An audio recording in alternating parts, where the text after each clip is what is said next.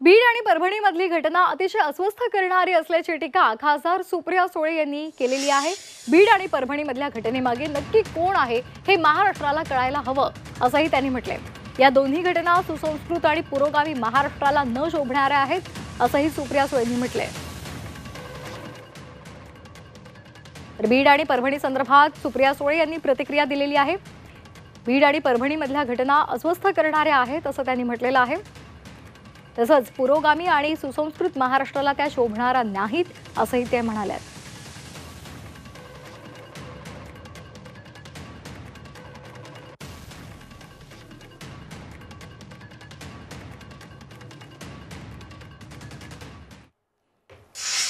मला असं वाटतं की पोलिसांवर कशाला अन्याय करताय। पोलीस आणि कदाचित कोणीतरी मोठ्या माणसांनी त्याच्या मागे त्याला ऑर्डर दिली असेल। आता ती व्यक्ती कोण आहे हे आपल्याला मुख्यमंत्री सांगू शकतील किंवा एकदा ती सगळी इन्क्वायरी झाल्यावर कळेल। आणि परभणीच्याही घटनेमध्ये तसंच आहे। परभणीच्या घटनेमध्ये नक्की काय झालं हे महाराष्ट्राला कळलंच पाहिजे। आणि ज्या क्रूर पद्धतीने या दोन्ही घटना झाल्या त्या आपल्या सुसंस्कृत पुरोगामी विचाराला न शोभणार।